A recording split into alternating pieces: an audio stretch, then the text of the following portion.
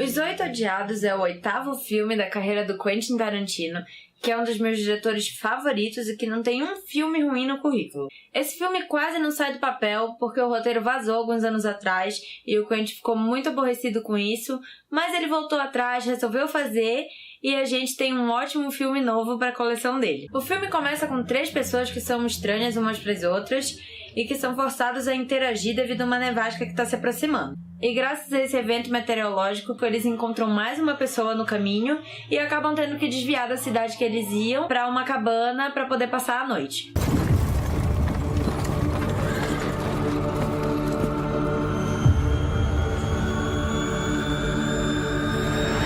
Got room for one more? Chegando nesse lugar, eles conhecem o resto do elenco e essa situação de 8 pessoas que não se conhecem, que são suspeitas umas para as outras, interagindo, é o que nos dá o nosso filme. A divulgação desse filme foi feita muito como se ele fosse um suspense e eles já te falam que alguém ali tem segundas intenções. Por esse motivo, ele foi muito comparado com um outro filme que chama Os Sete Suspeitos, que é baseado naquele jogo de tabuleiro, o detetive, que você tem que descobrir quem matou, onde matou e com que objeto. Acho que esse foi um dos motivos que me decepcionou um pouquinho, na verdade. Porque eu esperava um suspense em que a gente fosse descobrindo quem podia ser o assassino e que a história fosse mudando, te apontando para uma pessoa ou para outra e que fossem sendo derrubados um a um, mas na verdade não é isso. Bem, na verdade isso até acontece, mas durante 15 minutos e aí eles te mostram quem é que tá por trás de tudo. Pra mim, na verdade, a trama desse filme é bem mais parecida com um filme do próprio Tarantino, que chama Cães de Aluguel e que eu amo. O problema não é a trama ser parecida, foi mais uma questão de expectativa versus realidade que me deixou meio... Mas fora isso, o filme acerta em 1 milhão de outros aspectos. Começando pelo elenco. A Jennifer Jason Leigh e o Walter Goggins estão sensacionais, eles estão super engraçados e especialmente o personagem do Goggins me surpreendeu, porque ele tem um arco muito bacana de ver. Ele começa um filme de um jeito e termina de outro e você vai acompanhando essa mudança dele e é uma coisa muito bacana e muito bem desenvolvida.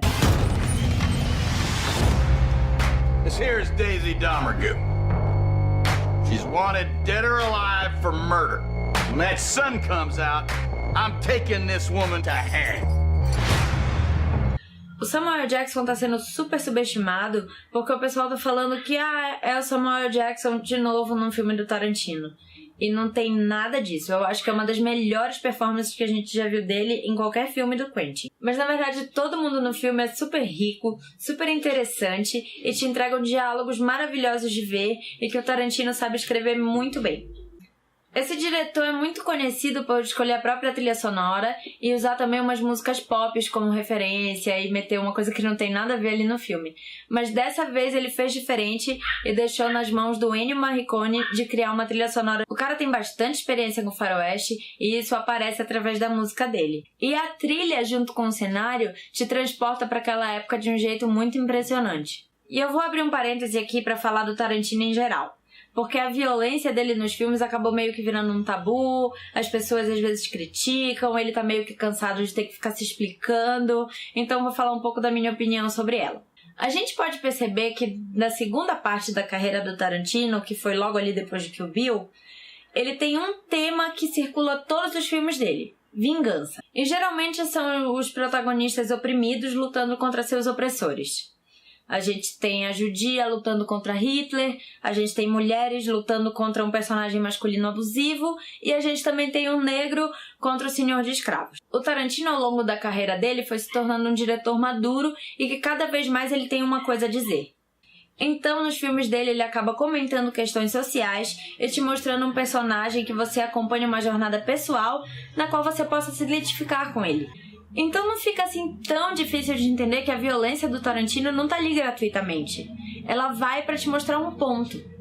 Claro que todo esse jeito explícito e visceral que ele põe essa violência não é uma necessidade pra contar a história, mas já se tornou um elemento que ele usa como assinatura dele. Então, se você não gosta de violência, não vai ver um filme do Tarantino, porque ele já deixou isso bem claro que ele vai usar. E agora, voltando pros Oito Odiados, um dos motivos que você tem que ver esse filme é porque o Tarantino mostra a paixão dele por fazer cinema.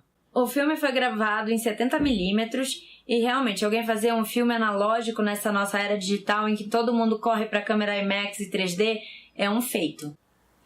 O próprio Tarantino fala que com esse filme ele quer voltar para uma época que ir ao cinema era um evento, era uma experiência.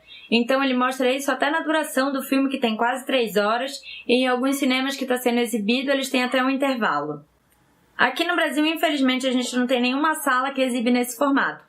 Mas isso não quer dizer que você deva ver o filme na telinha do seu computador com aquela resolução baixa. Vá no cinema e prestigie o diretor, porque vale o seu tempo, vale o valor do ingresso e realmente vale a experiência cinematográfica. Mesmo pra mim, ele não alcançando o patamar de Pulp Fiction ou de Bastardos Inglórios, é um excelente filme e que eu vou dar um 8.